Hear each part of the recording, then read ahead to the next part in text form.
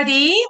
It is wonderful to see you all again and to see the new faces as well, people that I haven't yet met before, and those of you who join every month. And I always look forward to seeing you again, as I've said to some of you on mail as well. I'm so glad you're coming again. So today I am particularly excited to be chatting with Faye, and I will introduce her just now and allow her to tell a little bit of her own story. And just all the times that I speak to her and I hear her stories, I'm so excited. I almost want to say, just wait. Let's just record this. That's how I feel every Mhm. time. So I'm really glad that she's here today.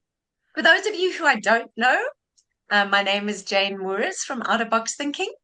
And when I'm not doing this favorite activity of the month, being my monthly masterclasses, I'm training companies on how to attract and select the best people and empower leaders with coaching skills and help communities build trust and build respect in the workplace. So, Faye, I have to tell you, is someone who I connected with again this year at no better place than our school reunion. And so the very first thing I do need to tell you about Faye that might not be on her LinkedIn profile is Faye was our head girl. And yep. And so she was an overachiever right from the start. And I've got so many years to catch up on. And every school reunion, we kind of go back every 10 years or so. And then I catch little snippets. And then this time I just thought, no, people have to hear Faye's story. She's got so many interesting scenarios that she's navigated that I believe people can learn from. So, Faye, welcome and thank you so much for joining us. I My do need to pleasure. say some fabulous things about you too. Oh, So, Faye has had 30 plus years in deeply male dominated industries, so mining, resources, and energy. She's a former CIO at Rio Tinto, partner at Deloitte, KPMG, Anderson, and most recently, senior managing director at Accenture, leading Industry X for growth markets. So that is super impressive, Faye. And as you're introducing yourself, I do want you to please share with us, is this what you envisaged when you were head girl and in matric? yeah. Well, So welcome, let me. welcome. Thank you so much, and hi everybody. So I've put an interesting background up partly because I'm on the other side of the world from you, and I always love to think of myself as a bit of a global citizen. But what's so great about catching up with old friends is that ability to kind of reconnect on so many different levels, and sometimes it also just brings us back to our heart and what sort of made us who we are. I think one of the things I look back on when I think about my career and all my life as a whole is that every little step along the way is part of what's made you. Some people will sort of say, how did you get here? Did you plan this? And the answer is almost always no. I will say that I'm the kind of person who I just like. I've got quite a lot of drive. I've got quite a lot of energy. People would talk about in what I do. I just like to do really cool things and do them as well as I possibly can. And I sort of have quite a lot of pride and passion for what I do.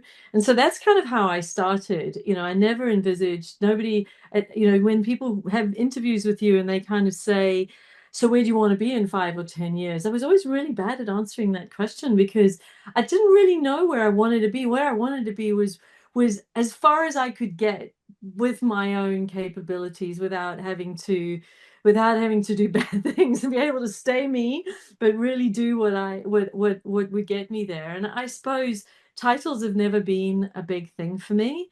I've really just really enjoyed having impact and doing things that really made me feel that I had done a good day's work or had some impact on an organization or particularly on people, and that other people around me were sort of enjoying the work as well. And I suppose one of the things that I've learned over the years that I'm bad at is, I do have a tendency to not really like things that feel wasteful. And so over the years, I started out really dreaming. I loved physics. I loved maths. I was sort of that geeky, I suppose, science girl. And sort of early on, it was kind of weird to think, well, what would I do with all of that? I didn't really want to be an academic. My science teacher, who Mrs. McCarthy, kept telling me I should become a physics teacher, and I couldn't think of anything more dull. So I was like, and that's a terrible thing to think, right? But at the time, I thought, not a chance. I'm not being a teacher. And so I kind of went into that sciencey world and ended up doing a couple of geoscience degrees because I wanted to. My real passion in the early days was to be able to predict earthquakes. Another reason why I've got this Oh, globe I behind didn't me, know that. because yeah, I became a geophysicist because I really decided that somebody needed to figure out these earthquake thingamybobs, and I really wanted to understand what it would take. I think halfway through the degree I realized that you're kind of damned if you do, damned if you don't. It's one of those highly unpredictable things in terms of, there's a lot of science behind it, but to be able to pinpoint accurate, be able to tell when an earthquake's going to happen is pretty hard. And so that was Yeah. when I went into oil and gas exploration and really enjoyed the puzzle. It's like a massive puzzle to be solved that you're doing, trying to figure out where the oil is and not to spend all the company's money not finding it. So that's kind of was a lot of fun. And then somebody came and tapped me on the shoulder and said, how about getting into the consulting game? And I kind of went, what's that? And funny story. The headhunter who called me at the time said, do you want to have an interview with one of the big five? And if you're from Africa, as well, a lot of us, sounds of it. Oh, I was like, the only big five I know are like elephants and lions. Like, I don't know what that's got to do with me having an interview. Well, it turned out it was Arthur Andersen, so what was then one of the big five audit and consulting Yeah, firms. But it didn't mean anything to me because I'd never funny. been in that industry. So it was kind of hysterical. And anyway, that's how I got into consulting and into big transformations. And bit by bit I learned and I grew. And then somebody would say, how about trying this? And I guess for me, one of the strange things has been I sort of had this mental model that maybe, I mean, I've never really well, I've learned to surf once, but it was not very successful. But I always, for some reason, I had this vision in my mind that my career was a bit like surfing, that you've got to Yeah. watch the waves, and if there's a good one coming, you should jump on it because it might take you all the way to the beach. And if you miss it, you might have to wait quite some time before you get the next one. And so, don't know why on earth that was the analogy that was in my head. But I used to look at these things that would come by and I'd go, seems like a pretty good wave. I should probably try and see how far I can get on it. And so I probably took a lot of risk, but I also had a Yeah. lot of, I kind of had the crazy confidence and courage to go for it. Yeah, I love what you say about that crazy confidence and courage, Faye. So no matter how many waves there are, just taking a wave, Yeah. thinking, Yeah. okay, I'm not sure, but I think this will take me where I want to go. Yeah. And I know you told me a story earlier about the first crazy wave that you took when Yeah. you won your scholarship. And I think Yeah. even being in that interview took some courage. So please start off by telling everyone a little bit about how that went and how you were accepted or not into this Yeah. world of geophysics. So it was, I was. Well, I had a wonderful dad who actually worked in the mining sector in South Africa, and he was also, he felt, I know that he felt very sort of, untrained and uneducated and being able to support me because, I was this physics and maths kid, and that wasn't really, he wouldn't have ever called himself an academic. And so he was like, what the hell am I going to tell her that she could do? But he always opened up the idea you can be anything you want to be. So he would kind of Mm. play with ideas with me. And the one time he went off to Wits and he came back with a handful of brochures, and one of them was geophysics. And I just locked into that. I think I was in standard 8, so grade 10 at the time. And I went, I'm going to be a geophysicist. And everybody would say, what the hell is that? Because it wasn't actually even that big a thing in South Africa, because even in the mining sector, there was very few Yeah. geophysicists at the time. And so he encouraged me and eventually got me a sort of a day at work to be taken by somebody in to go and see what it was they did. And I just fell even more in love with it. So I started to apply for scholarships across the mining sector, and you almost could feel it when you'd go to some of the 2 or 3 day sessions that you might have to go and check you out and see if you were of the right material. I was often, literally the only girl around, and you'd be looked at quite oddly. And just so I get this call up to go to Anglo American and have my proper interview. Now I've been through however many stages. Now it's the big one with all the mine bosses, and they try and make it like a really friendly environment because they think that having a sort of an oval table is going to cut it. But in the end, they're all sitting on the one side, and I'm like little 17-year-old me is walking in on this side, all dressed up, thinking, probably quaking in my boots at the time, and thinking, wow, this is quite the jury that's about to question me. Anyway, they start and ask all sorts of funny questions, but then we get into the nut of it, right? So it turns out that, so we're talking about, I suppose I have to be honest, we're talking about 1986. So I guess we can forgive them a little bit because there was some really interesting laws even at the time in South Africa around women's ability, actually whether they were legally allowed to go into mines. So there was all sorts of legal restrictions on women working in that environment. But one of the guys actually says to me, totally like a straight face, not meant as an insult or even as without any recognition of what he's saying. He says, "What does a pretty little thing like you want to be a geophysicist for?" And I remember even at the time thinking, how inappropriate a question for, like, how many of the guys are getting this question kind of thing. So so I just talked about my passion for geophysics, and I kind of ignored the pretty little thing kind of comment and just went, how weird is Yeah. that? But I will never ever ever forget that. And it's literally verbatim what he said. And then a little Wow. later in the interview I got the question, what will you do if you're out doing field work in the middle of one of the deserts and you get a flat tire?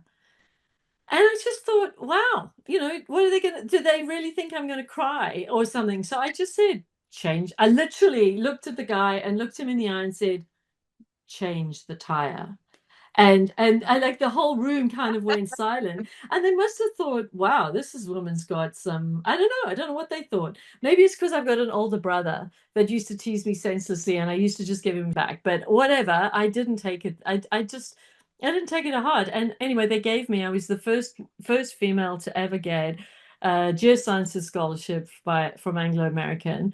And Well I done. also had to go through getting a red ticket through the whole Department of Health and everything at in just, if you know where the Civic Centre is in Joburg, just next to it there was this place you had to go and get your red ticket. They didn't know what to do with me because they never had women through there, so they didn't even have a change room for me to go and put the stuff on where to have my chest X-rays. So I was Oh, shuffled away wow. into an office to go and do stuff, and I was 18 years old, right? It was just the Wow. bizarrest thing. Yeah. Sure, Faye. No, I think even from that young age, you were already exposed to an environment where people are looking at you suspiciously, Yeah, strangely. Can she do it? And you mentioned yeah, that in South Africa, we had some, rules around that time. We're not proud yeah, of them, be they related to race or gender or, all the things they're yeah. related to. And you've worked in South Africa, you've worked in the UK, in Canada, in Australia. And I'm curious to know whether you found those cultures different in terms of how you were embraced in your role. Yeah, what were the differences, if there were differences? I'm just curious to know which one you could align to, if any, or if you found all of them equally challenging in this way. I'm going to say they all have had different challenges, and sometimes you're sometimes more surprised by the ones you're expecting to be more progressive, and then you Yeah. get the, wonderful mansplaining or something like that by somebody who's 3 or 4 levels, your junior. And it's not about them being junior. Like, I don't mind talking about anybody about anything. That's one of the things I love to do, is to just, try and treat everybody as having a really important part to play in our Mm. success. But it's when people just assume, I always think it's going to be so funny when somebody assumes that I'm not capable. It's going to be so funny when they work out why I'm really here. I mean, I don't think the blonde hair helped along the way. I'm sure if I'd been a bit, maybe I should have dyed my hair, but I refuse to not be You me. didn't need So to. I was just like, well, I am who I am, and they'll just get used to that at some point in the journey. But yeah, so I mean, it's been an interesting one. I will say that I've been in a lot of situations where I was the first woman or the only woman in lots and lots of Mm. environments. It started, it wasn't so bad at university. I left South Africa and went to university in the UK, and that was quite interesting. We had a very small cohort of geophysics students, and funnily enough, for the first year ever, we had 4 women and 2 men. So it was like the other way around. It was bizarre, but it was what it was, and we were all good with that. When I got my first job with British Gas. Um, there were some other women in the team, so I wasn't the only, but I was the only girl in our graduate development program. And actually, when I was interviewed by British Gas, that was quite a funny one. that was that was where, in the whole exploration production team, they gave us crazy exercises to do that had nothing to do with our industry, because they were just starting out the graduate program in our part of the business. And yeah, I mean, I guess I was blessed by having, I think, having an older brother. I played a lot of boys' sports. I know a lot about rugby and cricket, and I could always have that banter and that chat.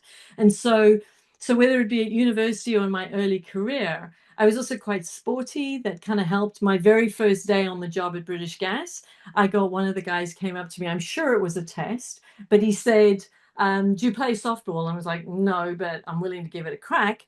And he said, well, he insisted I went home early and got my sports gear and met them at some sports park to go and be on the team to play. We need a girl, you can come along. And so from then on, I sort of earned myself this honorary lad status. Now, you might say, how offensive. Like, it's kind of, shouldn't they just accept you for who you are? But they really did. I mean, calling me an honorary lad just meant that when they were going out on lads' nights out, I would get invited because I was seen as being one of the crowd, right?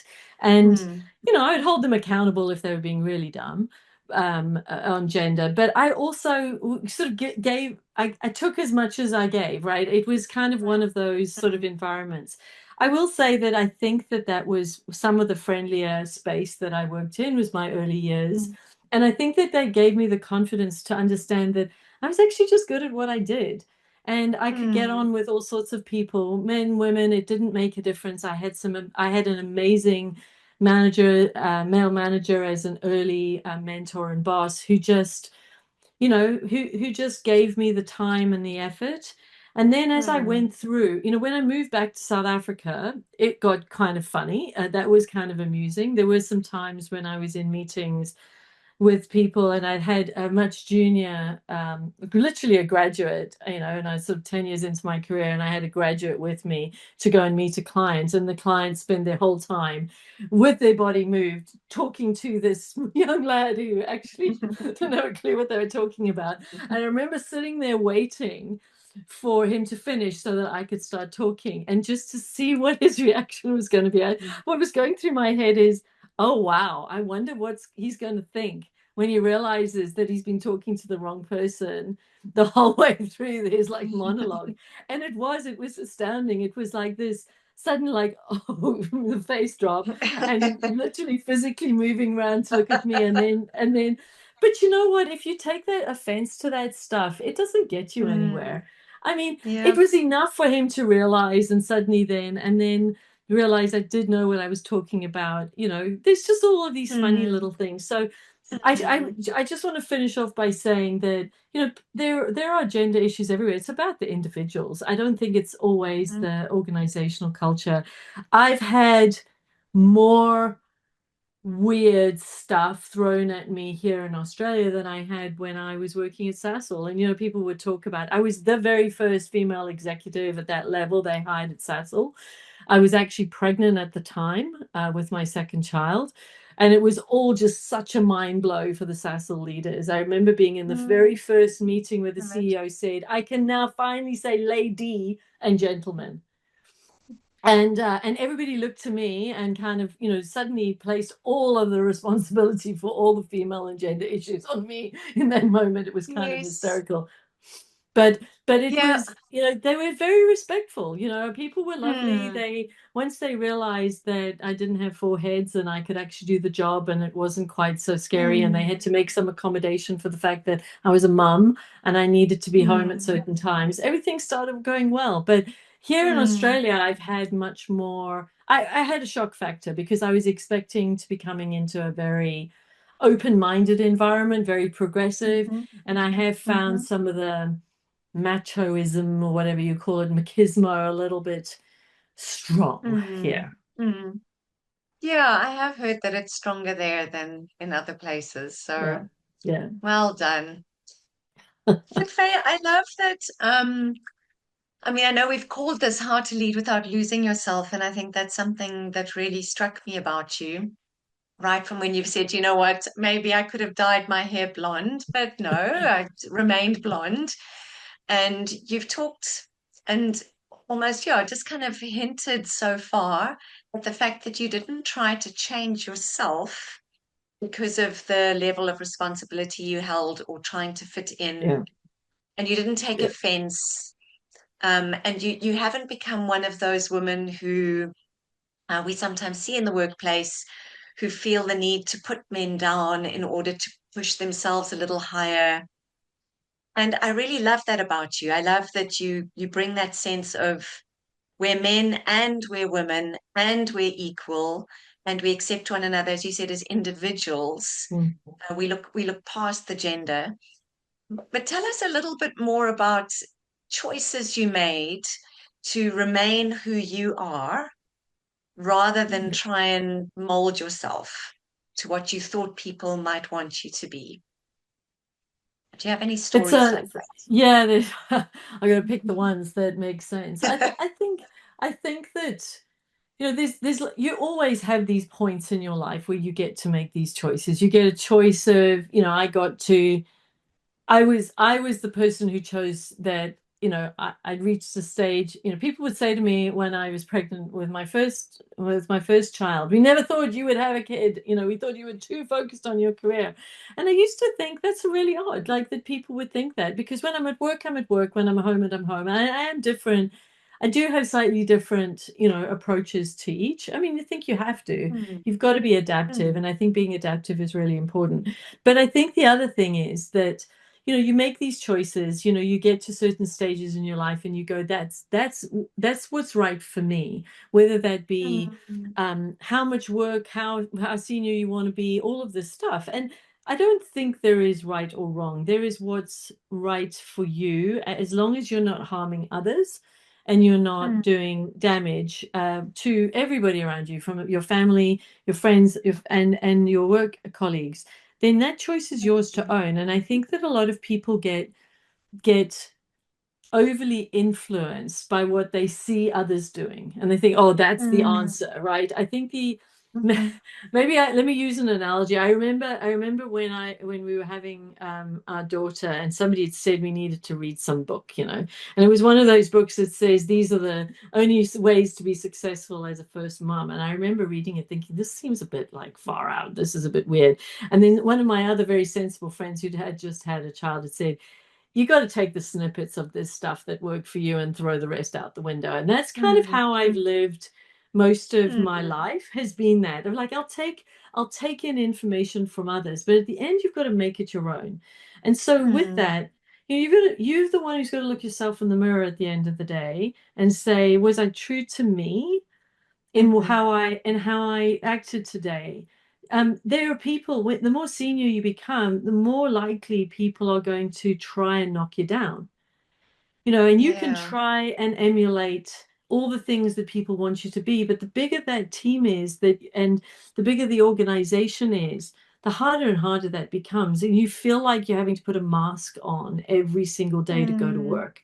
So what I've hmm I've just really embraced the concept of authentic leadership in a really, really big way. And I took mm, that on board.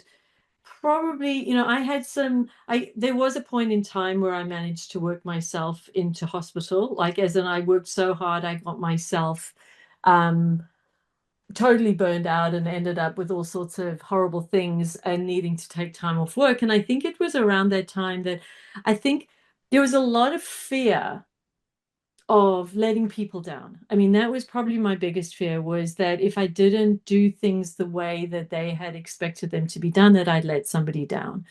And one of the examples it was when I was working in South Africa. I was doing a very large transformation. It was around the time that I got to the burnout, but my client called me up on Valentine's Day, married client with children, and asked me to go on a date with him. And made it very clear, I know, quite like astounding, made it very clear that the business might be in danger if I didn't. Oh, Faye, I feel ill. Yeah, I know, I Oh, did. And I remember I was up for partner, right? I was up for partner that year in the promotion. And I remember thinking, the firm's going to expect me to do this, right? They're going to expect me to do whatever's required. Now, I was just in shock, to be perfectly honest. So I yeah. told him a bunch of stuff that just kind of got him off, like just got him to like get off the phone and leave me alone. And I hmm went pounding down the hallway to my boss's office and said to him, I think I even might have stamped my head on the hand on the table or something. I just remember being so head up, and I said to him, "Under no circumstances am I prepared to do this." And he was like, "Whoa, whoa, Oh, whoa, stop! What are you talking about?" And I told him what had yes. happened, and he was just mortified. And he Mm. was one of my really, really big proponents. Look, I look like I've gone really fuzzy. I don't know if I see all the heat in here. And It's the and moment. yeah, and The memory. and he said, no, absolutely. We From now on, you're not allowed to meet with him unless you've got a chaperone. So Yeah. from that moment on, but he understood, Love and that. Yeah. it was times like that, and that's why I say it's not everybody. Like you can't go with hmm this broad brush approach that says all man or bad, all this and all that. I have had Yeah. some of my greatest sponsors have been fabulous, fabulous men who they had choice. They didn't have to sponsor me. They chose to give me a chance. When I became Yeah. the head of a business unit at Sasol, Pat Davies, who was the CEO, he was about to become the CEO at the time and had been my client. He took a risk on me, and I felt much more about wanting to live up to meeting his not expectations in the sense of I wanted to pay him back, like I wanted to pay my parents back for Mm. committing to sponsor me through my education and other things. And I don't mean that in a, oh, I've got to pay them back, but just in that I really Yes. want them to feel proud of who I am, and to Yeah. do Thank that you.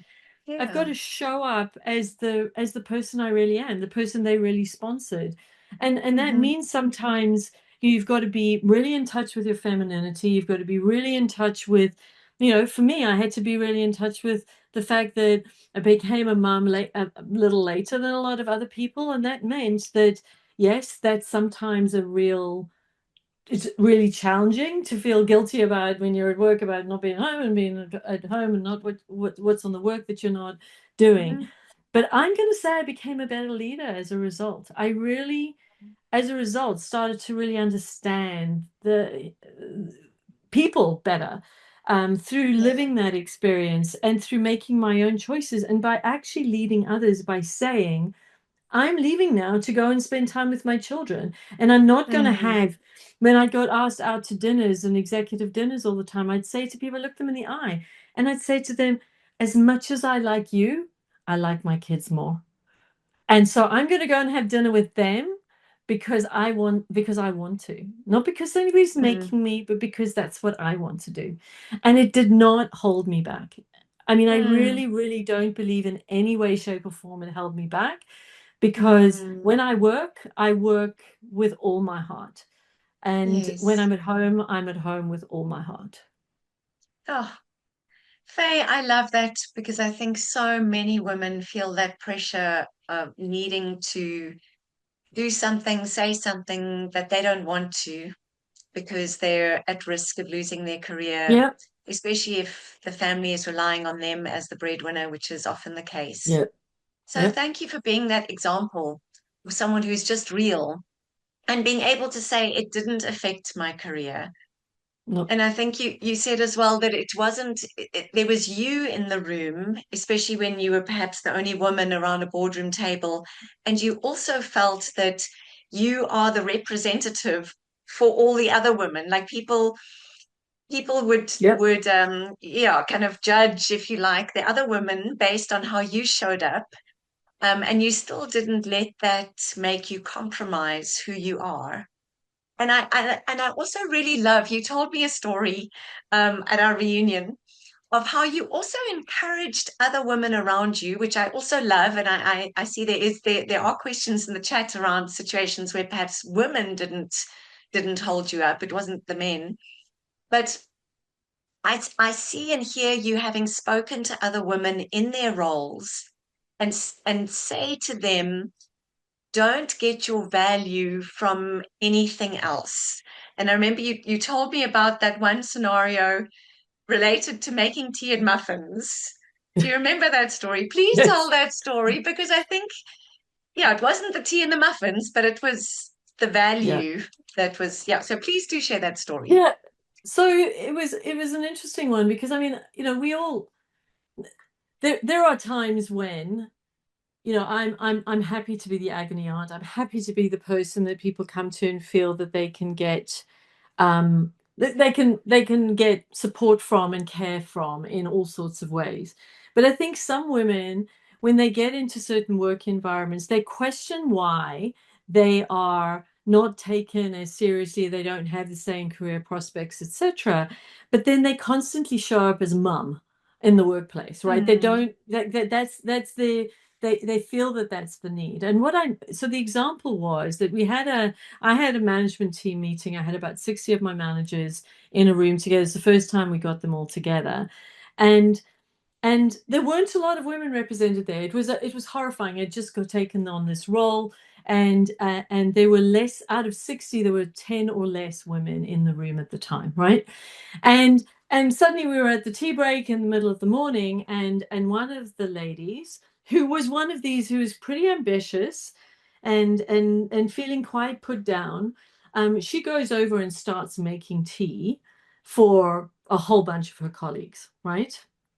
And I went up to her and I said, "What on earth are you doing?" What on earth are you doing? And she's like, "Oh, I'm just making tea. I like to help everybody." And I said, be careful, because this is what, that's how people see you. You are actually living into the stereotype that they have of you, that they have this, if they have a vision of you, of somebody who's in the kitchen at home like the mom, then you're just playing into that, right? And then she went mm. on to tell me, yeah, but they all know I usually bring, it wasn't muffins, it was brownies, but it doesn't matter. Oh, She's like, brownies. oh, but they love, Okay. I've also brought some brownies along today because they all love my brownies and they all know how good my, and they all expect me to. And I said, yeah, that's what's got to change. I said, it's not that you don't have great brownies, and it's not that you can't offer them once in a while. Like, right, everybody, today is your special day. You've all been good, and I'm going to give you brownies. But you can't have that be the expectation of you in the workplace, Mm, because then that becomes the easy go-to for other people, and they mhm, don't, like, as you said earlier, for me, my gender is irrelevant. My work needs to speak for itself, right? The mm, fact that I happen to be a woman is something that is irrelevant to how I perform my role. My mm, role, in mm, fact, if anything, it is a game changer in terms of my ability to see things and feel things differently than some of my colleagues and my peers, right? It's a added advantage. It's certainly not, but that's needs to come out through my work and through my words and what I do. It isn't Mm. about, and I've always wanted to look professional. I sometimes put on my, what I call my, my armor, go out. Sometimes my armor is bright pink, and it's just there just to make sure everybody knows, yes, I am proud to be a woman, and I have no qualms about going into. I've gone into factories, and I've gone into power generation stations in bright pink, just so that Mm. everybody notices. And I don't mean that to be a spectacle, but it's more so Yes. that people don't think you have to just blend in, right? I Mm. want you to Mm. remember the moment I came, because we were talking about a transformation, and I want that to stick in your mind, that that was the beginning of something big, right? So there are Mm. times I do these things, and I think that the difference is, if you're trying to blend in, then don't be upset when people put you into the bucket that suits them, right? Yeah. The whole concept of leaning in is as much about being relevant. And in my work, I just always wanted to be super relevant and impactful, right? Without being a spectacle, and without it being about me, right? Yeah. It's not actually about me. It's about, I care more about where we're going as a business than I care about how you're going to treat me. But don't treat me Mm. badly, because, I've had people call me girly and call me all of these sorts of really condescending names. And, I just Mm. always, when that happens, don't make a big fuss. I sort of just take a moment, pause, stop, and just look. And I think that that emphasis Mm. is way more effective than going on a big angry diatribe about, how people don't get it. Yeah, exactly, Faye. And I can imagine that has been so disarming in those scenarios rather than coming back really strong or aggressively and getting people's defenses up. And then, it becomes, yeah, downgrading. It's the take the higher ground, is Yeah. always, I try. I am not perfect. There are moments when the bad thing about me, for me, is that I wear my heart on my sleeve, so everybody knows. So if I Oh, am I love really it. quite pissed off, I love people know. transparency. But that's part of my authenticity, and I've thought about it long and Yes. hard about whether I wanted to adjust that, and made the call that I wasn't going to, Mm. because I know that that means that I don't have to wonder about how I'm going to appear on a day. I Mm. just need to bring me, and that's enough. Mm. Mm. And Faye, with that, I'm wondering how much of this, because you speak about it and it sounds so natural and it sounds so intuitive. And, you kind of put on your pink suit, and I'm wondering how much is natural and intuitive for you, and whether there were moments that you had to say, okay, no, let me prepare for this, or let me remember this, or so tell us a little bit more about how much just came naturally, and if there are any specific things that you did to prepare for those moments, those meetings, before you went in or during. Yeah, tell us a bit more about it. So so I'm one of those people. I do overthink things, right? So I am somebody who I'm probably a natural worrier. I've got a lot better Mhm. over the years, but I am probably a natural worrier and overthinker. So what I do is, and something I've become pretty good at, is I tend to think through scenarios and what ifs, right? What could happen in that Mhm. meeting? What are the likely questions? What would I ask if I was in their shoes? Mm. What would I do? So I often have way more, I've got all the doomsday scenarios played out in my head, and I know how I'm going to deal with them. I mean, it's never total, because sometimes you still get floored by what somebody asks or says, right? But you've got, you're Mm. not, you've taken yourself out of that, um, not going to be prepared or going to get surprised. I'm a person who doesn't love surprises. I like better preparation. So I do tend to prepare for things quite well. But having said that, I've been very blessed with being able to think on my feet. So I Mm. have I have quite good processing faculty. So it just kind of, as long as I've placed enough of the content in there, it somehow spins up and spits out something sensible at the time. So, but that has become, I think you have to place yourself into a situation. It goes back to the courage. Like you've got Mm, to be prepared to put yourself into a lot of scenarios that you're not totally comfortable with, mm, and start to back yourself. And when you back yourself by preparing as well as you can do. And then mm, also getting into situations like there's nothing wrong with saying, I don't know. I'll have to get back to you. I actually don't have the answer to that right now. Why should you know everything? I think one of the things that, and we as women are the worst at this, we tend to think that the moment we get asked a question, we have to have the answer and then we'll ramble on forever or whatever. Sometimes the best answer is, I don't know. I mm, didn't come prepared for that. Great question. Thank you very much. And I'll come back to you. How soon do you need an answer, right? And it's mm, sort of having the practice and the belief that I think what's helped me over the years is lots of practice and then lots of ability to realize that you can get better at this. And so your self-confidence improves. I mean, there was somebody who is at least as senior as me at Accenture just last year saying to me they were terrified about meeting CEOs. And I said, there isn't a CEO on the planet I'm scared to meet.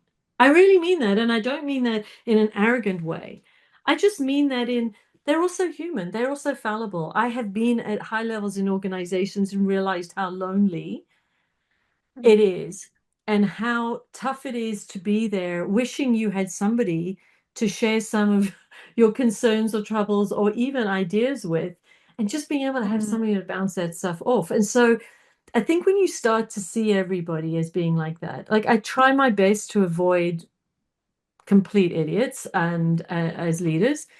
Um, but you always come up against them. There's always somebody who tries to take you out. And I think the other thing with that is to figure out that most of that isn't about you personally. mm, When somebody's just not a nice leader and not a nice person, you'll generally find that that's true for many of the people they interact with. They often have a few friends over here and everybody else is not. But they love to create yeah. this they bully through creating fear. And I think if you show up scared, right, Mm, they just feed off of that. And so that's another thing. And so what have I done? I think I'm going to say I practiced a lot and I mhm, took more risk. I had the courage to take on things that were mm, scary, that were mm, scary. And I did my very best to back myself by being mm, as prepared as I could be. But I'm also a lifelong learner. I try and learn a lot from others. So that's the other big one. Like just sometimes you're in those situations and you aren't well prepared, and you can use that as a learning opportunity. You can come away from that. You can spend the time to go, okay, I did muck up there and I need to learn from that. And I need to get feedback as to what could have been better and really, really mm, see feedback as a gift. mm. Oh, I love that, Faye. And I think what you've described here, and I do want to leave some time for questions as well. Yeah. But I really, through what you've shared, I see you having taken those waves and backed yourself of, okay, this is risky, but I'm doing it.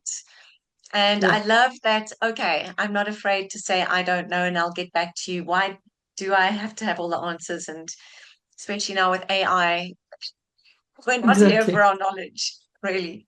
No. But so Faye, before we open up for some questions, do you have any kind of top tips or pieces of advice that you would share with people who are in a career space where they're up against opposition? It's difficult, people aren't backing them. It does feel risky. I know you've mentioned a lot of things, so that's okay if you mention those things again. But yeah, what comes to mind as your top pieces of advice to share with those people? But I think one of the things that I've learned over some in some ways the hard way, the more senior you get this, the more important this becomes, is you have to have sponsorship. You have to Mm, have air cover. from somebody and better from more than one. Mm, You know, I've had mm, situations where that sponsorship, for all reasons nothing to do with me, has all gone all at the same time. And, you know, you either have to rebuild that, and if you don't think you can, then probably that's not the place for you, especially if you're doing challenging work, right? Like mm, I do a lot of work in the transformation space, which means that it is incredibly challenging. If you don't have somebody who's the rod in your back that's helping keep you strong and keep you upright, and then mm, obviously, you know, it's one thing to have a peer group that are all going rah rah, but peers are usually the hardest people to deal with. mm, Your subordinates often are, they love you, they hate you, but whatever. They are your team.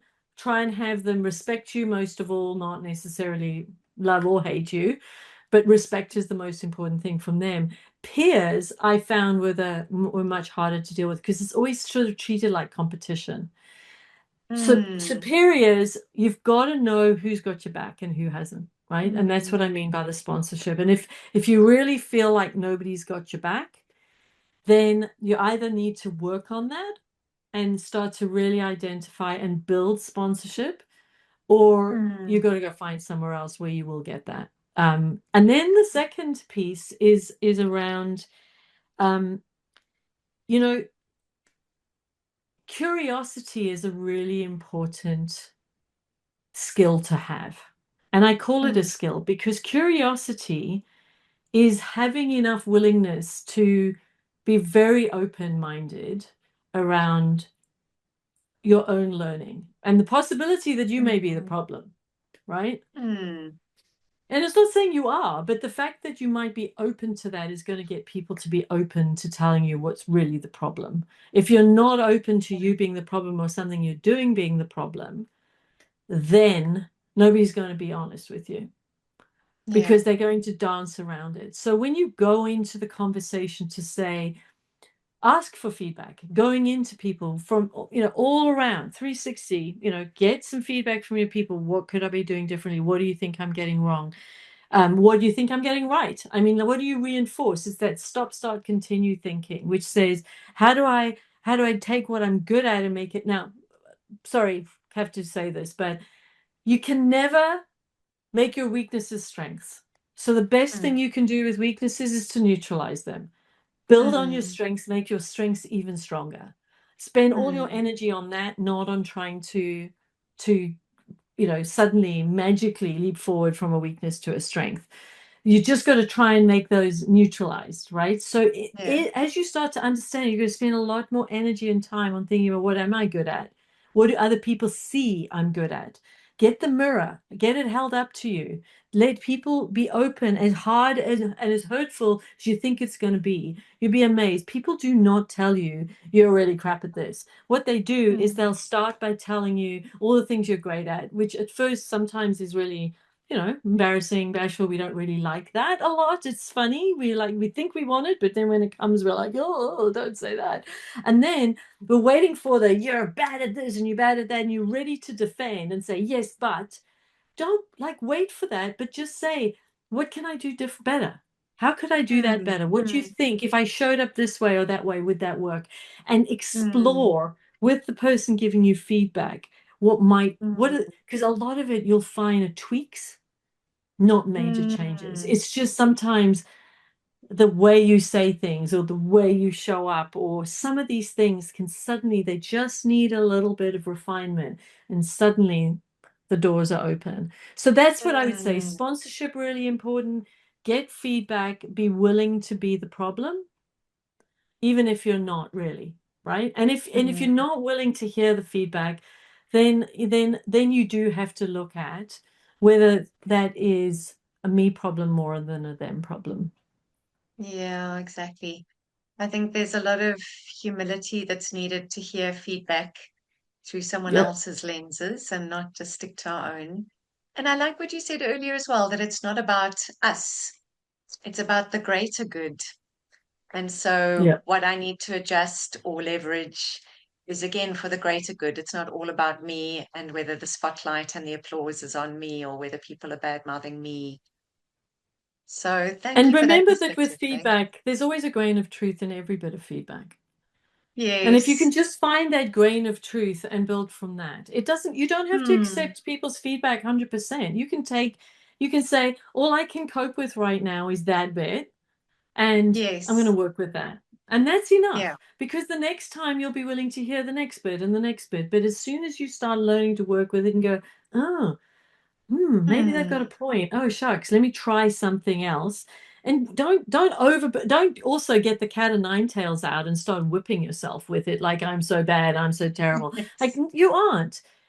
Just find the one or two things that you think this will really is something I'm actually now keen to work on and do the work. Yes. Yes. No, I love that. Thank you, Faye.